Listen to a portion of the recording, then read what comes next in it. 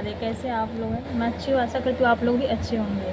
आज मैं जो आपको कहानी बताने जा रही हूँ वो एक सच्ची कहानी है जो कि क्राइम पेट्रोल पे आधारित है। एक नैनीताल की घटना है जो कि एक लड़की रहती है और उसका पूरा परिवार रहता है।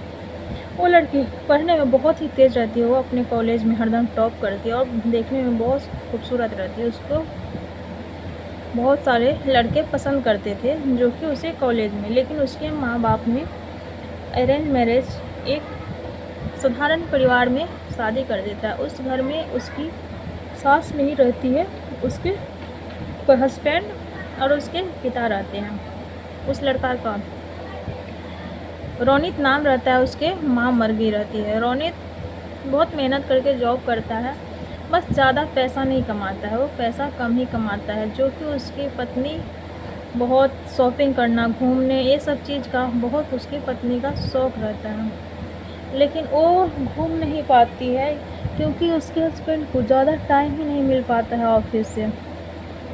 वो हरदम ऑफिस जाता है, अगर ऑफिस नहीं जाने पे उसे बहुत डांट सुननी पड़ती थी और हरदम उसको बॉस उससे मीटिंग ये सब चीज़ लेते रहते थे। तो वो एक बार मनाली जाने के लिए पूरा टिकट बुक करती है और पूरा प्लानिंग करती है। उसका हस्बैंड भी करता है। उसके लिए बहुत सारे कपड़े उपड़े ये सब चीज़ अपने पत्नी के शौक़ पूरे करने में बहुत कर्जे में चला गया रहता है। तो वो कहता है कि ठीक है मनाली चलेंगे। मनाली का हर एक चीज़ और पूरे ये शॉपिंग वॉपिंग हर एक चीज़ कर ली रहती है, पूरा पैकिंग वैकिंग। फिर उसको एक बैग उसके कंपनी से फ़ोन आता है उसके बॉस का कि तुम्हारा कल ही मीटिंग है। ये बहुत रिक्वेस्ट करता है लेकिन बॉस नहीं मानते। फिर वो अपने शाम में जब अपने घर आता है तो वो अपनी पत्नी को बताता है कि देखो मैंने तो प्लान करके रखा था लेकिन हम लोग नहीं जा सकते, कि देखो ऐसे ऐसे हो गया। फिर उसकी पत्नी बहुत गुस्से हो जाती है, बोलती है तुम्हें मुझसे नहीं तुम्हारे कंपनी को ही तुम अपना ये कर लो, कि मुझे तुम पसंद ही नहीं करते, कि तुम मेरी ज़िंदगी नरक बना के बहुत सारे करके बहुत लड़ाई करते हैं। उसके पति कुछ नहीं बोलते हैं और उससे करके उसके बाद उसके ससुर को उसके अपने पापा को बताता है वो लड़का रोनित कि पापा बहुत लड़ाई होता है, हरदम ये ऐसे ऐसे बोलती रहती है, बोलते हैं हमको गरीबी है सब बात।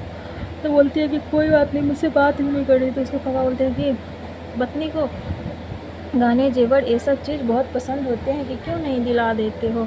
बस उसके पापा को ये नहीं पता था कि इसके पास पैसे नहीं रहते हैं। तो वो बहुत सारे कर्ज लेकर एक डायमंड का नेकलेस अपने पत्नी के लिए ख़रीद के ले आता है और ले आता है। उसके बाद एक दिन वो उसकी वाइफ भी एक जगह जॉब करती है, वहाँ पे जाती है। तो वहाँ पे एक औरत जो उसकी बॉस रहती थी वो उदास रहती है, तो बोलती है कि क्या हुआ, बताओ बताओ। मुझे ज़बरदस्ती करने लगती है कि तुम मुझे बता सकती हो, तुम मुझे अपनी बॉस नहीं, मुझे तुम अपनी फ्रेंड समझो, मुझे अपनी बात हर एक बात तुम बताओ।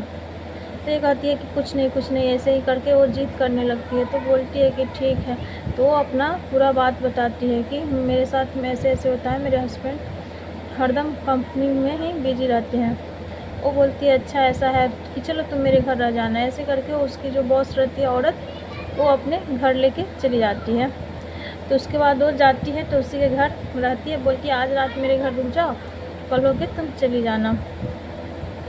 बोलती है ठीक है, उसके घर रह जाती है और अपने घर पे कॉल करके अपने यहाँ पे इसके घर पे इसके सास ससुर और हस्बैंड बहुत ही परेशान हो रहे थे। फिर कॉल करके बताती है कि मैं रह जाती। बोलती है ठीक, बोलते हैं कि ठीक है।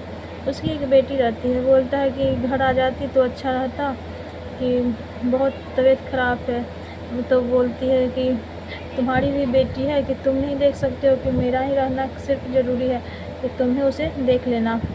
ऐसे करके ये फ़ोन रख देती है।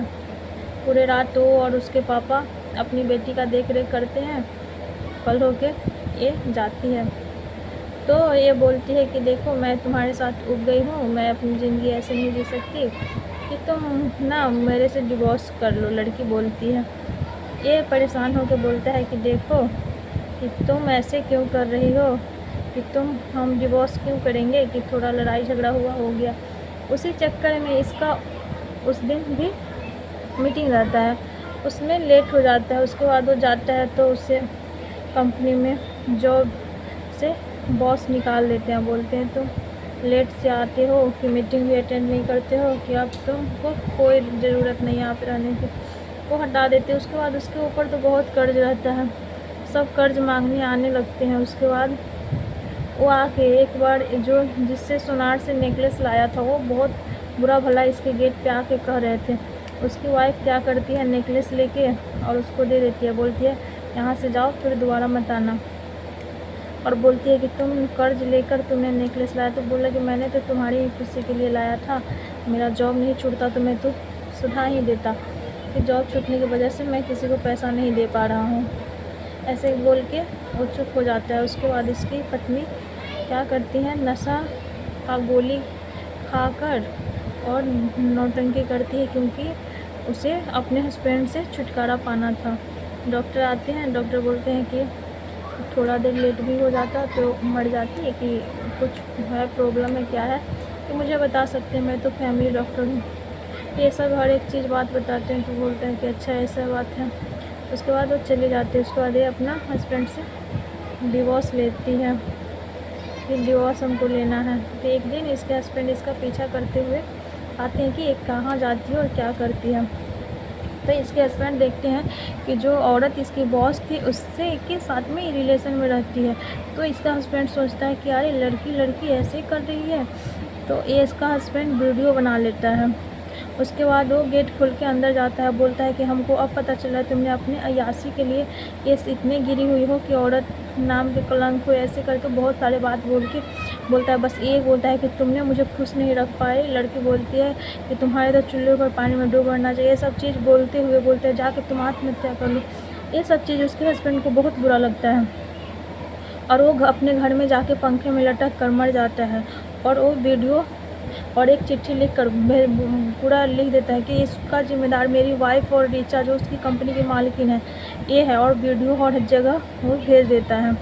उसके बाद पुलिस आती है तो बोलती है कि रीचा इसमें कौन है, तो बोलती है और उसकी पत्नी का नाम भी बोलता है। तो दोनों को गिरफ्तार करके ले जाता है। बोलता है कि हम लोगों ने नहीं मारा, क्या सबूत है कि हम लोगों ने मारा था, कि तुम्हारा सबूत वो छोड़ के गया है, और ये वीडियो देखो और ये देखो। ये सब कुछ पैरों तले ज़मीन खिसक जाते हैं। और पुलिस बोलते हैं अब तुम लोग सलाखों के पीछे सरो।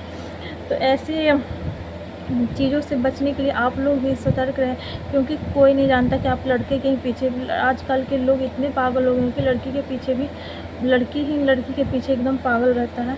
तो आगे भी इस तरह की घटना से संबंधित मैं वीडियो डालती रहूँगी। अगर आप लोगों को मेरा चैनल अच्छा लगे तो लाइक और सब्सक्राइब ज़रूर कर दीजिएगा, और प्लीज़ आप लोग मुझे सपोर्ट करिए जिससे मैं भी आगे बढ़ूँ।